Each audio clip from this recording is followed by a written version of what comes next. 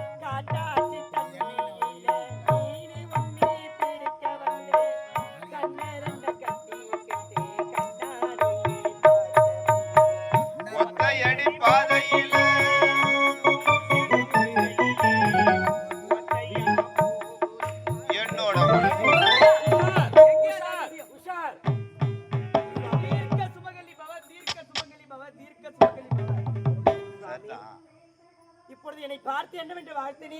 தீர்க்க சுமங்கலி பவ. தீர்க்க சுமங்கலி பவ என்று. உண்மைதான். அந்த வார்த்தைக்கு அர்த்தம் என்ன? அர்த்தம் என்ன தெரியுமா? பூவோடும் பொட்டோடும் நீ தீர்க்க சுமங்கலியாக வாழ வேண்டும். பூவோடும் பொட்டோடும் கணவரோடு சந்தோஷமாக இருக்கும் ஒரு பெண்ணை பார்த்துதானே தீர்க்க சுமங்கலி பவா என்று உரைப்பார்கள். உண்மைதான். ஆனால் என்னுடைய கணவர் எந்த கோலத்தில் இருக்கின்றார் தெரியுமா? எந்த கோலம்? பிண கோலத்தில் இருக்கின்றார். ஐயோ, என்னை பார்த்து ஒரு வார்த்தை இது உரைக்கலாமா? என்னது இது? இப்படி கோர்த்து விட்டாயே. தாத்தா, நான் காட்ட வந்தது என்ன? 2 மாட்டு வண்டியிலே ஒரு வெள்ளை முள்ளங்கி எடுத்து சென்றார்னு சொன்னேன். என்ன பேச்சு? மாட்டு வண்டி காட்டணும் உங்கள்கிட்ட. இல்லையே. முள்ளங்கி காட்டணும். இல்லையே. ஆமா, அதுதானே காட்ட போற. வாங்க. அப்படியா? சுவாமி, என்ன வார்த்தை விடுக்கின்றீ? என்னை தீர்க்க சுமங்கலி பவா என்று வார்த்தை விட்டு இங்கிருந்து சென்று விட்டால் எப்படி? எனக்கு என்னுடைய கணவர் உயிர் வேண்டும். நாரதா, என்ன செய்வது நாரதா? உங்களுடைய வாக்கு பொய்யாகவே மாறக்கூடாது. அப்படியே எனக்கு கணவர் உயிரை இப்பொழுதே தாருங்கள். நாரதா, நான் என்ன செய்ய வேண்டும்? அப்பா, எனக்கு எதுவும் தெரியாதுப்பா.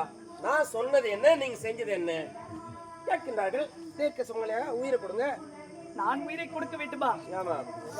தர முடியாது. தர முடியாதா? உங்கள் வாக்கு பொய்யா? இல்லை இல்லை இல்லை இல்லை.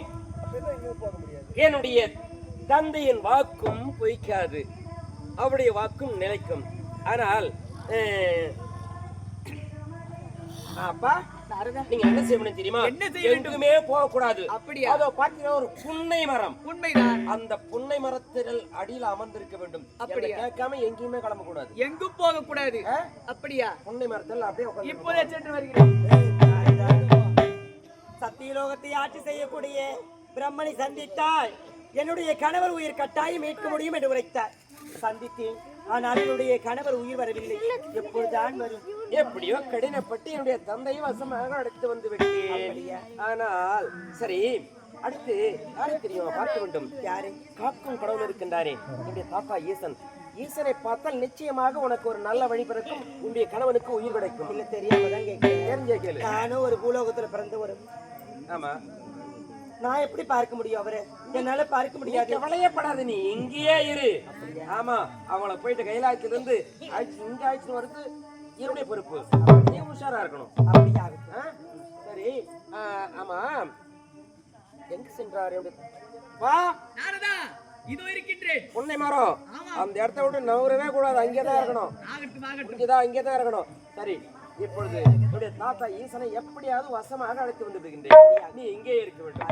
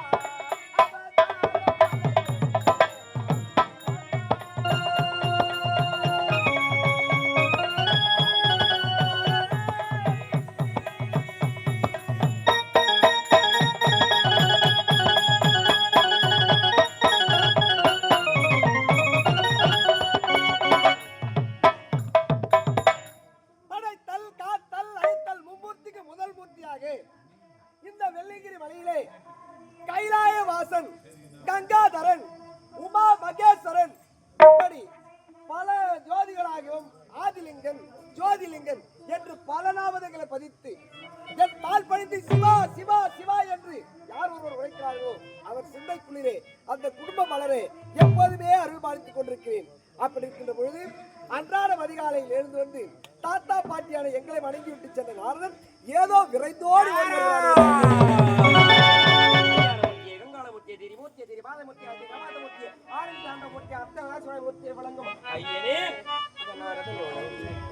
நாரதா, என்றும் நீ நலம் பெற்று வாழ மனதார வாழ்த்துகிறேன்.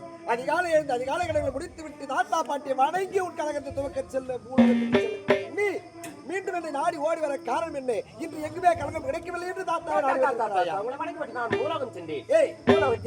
ஒரு சாதாரண மனிதன் இடத்தில் ஒரு கேள்வி கேட்டுவிட்டான். என்னவோ அந்த கேள்விக்கு நான் பதில் உரைக்க முடியவில்லை. உன்னை பார்த்து ஒரு சாதாரண மாநில பெரிய ஒரு கேள்வி கேட்டாலாம். அந்த கேள்விக்கு உன்னால் பதில் உரைக்க முடியவில்லையா? அப்பேற்பட்ட கேள்வி என்னவோ? என்ன கேள்வி தெரியுமா? 10 காலில் 8 கால் போனால் களத்தின் மேலே இருப்பது 2 கால். என்ன இது? 10 காலில் 8 கால் போனால் களத்துக்கு மேல் 2 காலா? அப்படிப்பட்ட கேள்வி கேட்டவனே அந்த மாதிரி கணக்கு சரியாகுதா? ஐயா எனக்கு இதை கேட்டமே எனக்கு தலைவலி வந்துருச்சு. 10 கால்ல 8 கால் கூட மிச்சம் எவ்வளவு? 10 கால். ஆமா, 8 கால். களத்துக்கு மேல 2 கால். 2 கால். அதன கூட்டணுமா கழிக்கணுமா? அத கழிச்சிடு. 10 கால்ல 8 கால் கழிச்சிடு. ஆமா. என்ன இருக்கும்? மிச்சம் எவ்வளவு இருக்கணுமோ அதான் இருக்கும். அது தெரியாதா? களத்துக்கு மேலே 2 கால். 2 கால். இந்த கேள்வி கேட்டு பெருத்த ஒரு அறிவாளியாக இருக்க வேண்டும். அப்படிப்பட்ட அறிவாளியோட தந்தை படைத்து விட்டு இருக்கின்றார். அப்படிப்பட்டவனை நான் பார்க்க வேண்டுமே. அப்படியா?